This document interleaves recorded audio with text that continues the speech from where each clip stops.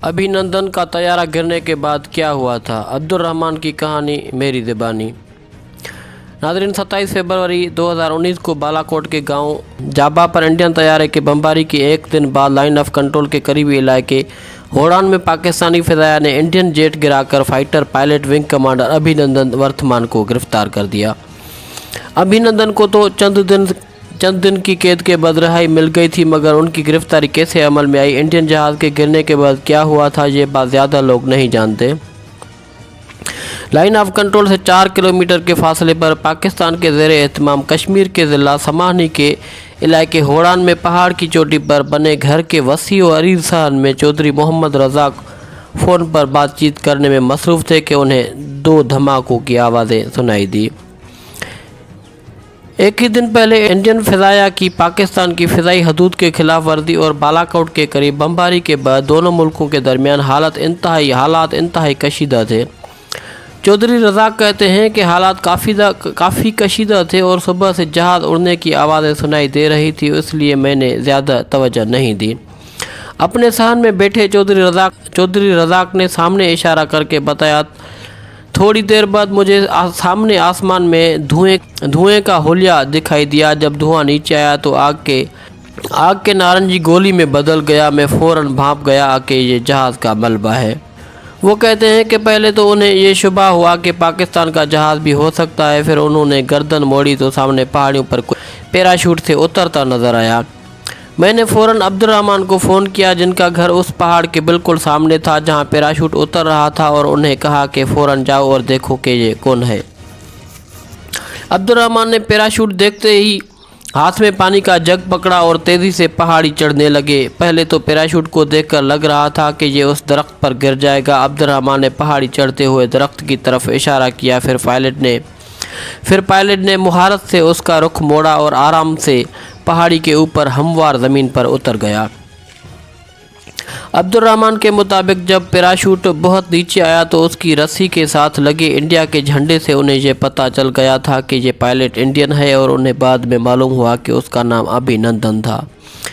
अभिनंदन ने मुझे देखा और चंद कदम नीचे उतर आया। उसके हाथ में एक पिस्तौल था जो उसने मुझ पर तान दिया और सवाल किया, ये इंडिया है या पाकिस्तान?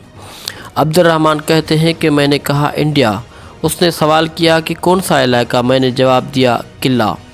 ये सुनते ही अभिनंदन पहाड़ी में बने एक छोटी सी खूह से कमर टिकाकर नीम दराज हो गए, अपना पिस्तौल पेट पर रखा और दोनों हाथ उठाकर जय हिंद का नारा लगाया।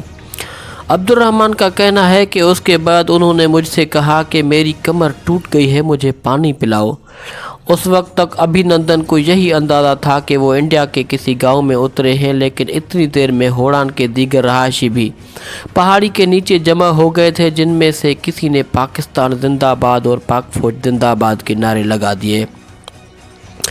यूं अभिनंदन को खबर हो गई कि वो इंडिया नहीं बल्कि पाकिस्तान में है। अब्दुल रहमान के मुताबिक वो फ़ौरन चौंकना हो गए। उन्होंने अपनी पतलून पर नीचे की तरफ बनी जेब का बटन खोला और एक हाथ से ही छोटा सा कागज़ निकालकर उसकी छोटा सा तावीज़ बनाया और उसे निगल गए।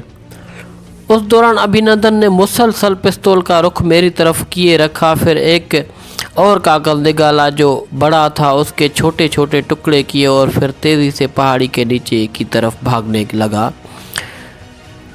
नाज़रीन, 65 साल अब्दुल रहमान कहते हैं कि उस दौरान बार बार उनका दिल चाह रहा था कि वो अभिनंदन पर छलांग लगाकर उन्हें काबू कर ले, लेकिन उनके हाथ में पिस्तौल होने की वजह से वो अपने इरादे से बाज रहे। जब वो नीचे की तरफ भागे तो अब्दुल रहमान और दीगर देहाती अभिनंदन का पीछा करने लगे और कुछ लोगों ने अभिनंदन को रोकने के लिए उन पर पत्थर भी बरसाए। नाज़रीन, थोड़ी देर सड़क पर भागने के बाद अचानक अभिनंदन ने अपना रुख उस जानिब मोड़ लिया जहां से जहाज़ के मलबे का धुआं आसमान पर उठता दिखाई दे रहा था। ताक़ुब करते हुए लोग फिर उनके पीछे भागे। एक जगह पर पानी का नाला देखकर अभिनंदन ने उसमें छलांग लगा दी और देहातियों ने नाले के गिर्द घेरा डाल दिया। उसी असना में अब्दुल रहमान ने अपने मोहल्लेदार मोहम्मद रफ़ीक को फ़ोन किया और कहा कि बंदूक लेकर नाले पर पहुंचो। अब्दुल रहमान कहते हैं कि वो बंदूक लेकर नीचे उतर रहे थे कि एक जज्बाती नौजवान ने उनसे बंदूक छीन ली। میں نے اسے آواز دی کہ اسے گولی نہیں مارنی، اسے زندہ پکڑنا ہے۔ محمد رفیق نے بتایا کہ جب وہ نالے تک پہنچے تو فوجی وہاں آ چکے تھے۔ ایک فوجی نے پانی میں چھلانگ لگائی اور ابھینندن کو ڈبوچ لیا۔ فوجی کے ساتھ گاؤں والے بھی پانی میں اتر گئے۔ فوج کو دیکھتے ہی ابھینندن نے پستول نیچے پھینک دیا اور ہاتھ اوپر اٹھا لیے، جس کے بعد وہ انہیں گرفتار کر کے گاڑی میں ڈال کر لے گئے۔ ابھینندن کو طیارہ گرنے کے کچھ ہی دیر بعد حراست میں لے لیا گیا، تاہم ان کے جہاز کا ملبہ کئی روز تک ہوڑان سے ملحقہ کوٹلہ میں پڑا رہا۔ عینی شاہد محمد اسماعیل نے بتایا کہ پہلے دن تو دیر تک اس میں آگ لگی رہی اور وقفے سے دھماکے ہوتے رہے، لیکن آگ بجھنے کے بعد دور دور سے لوگ یہ ملبہ دیکھنے آتے رہے اور اس کے ساتھ تصویریں بناتے رہے۔ بعد میں فوج نے یہاں سے ملبہ ہٹا لیا، لیکن ابھینندن کے تباہ شدہ جہاز کی کئی چھوٹے چھوٹے ٹکڑے ابھی بھی اس جگہ پر مل جاتے ہیں جہاں جہاز گرا تھا۔ ناظرین، اس طرح کی مزید ویڈیوز کے لیے سبسکرائب کریں ہمارا یوٹیوب چینل اور بیل آئیکن ضرور پریس کریں۔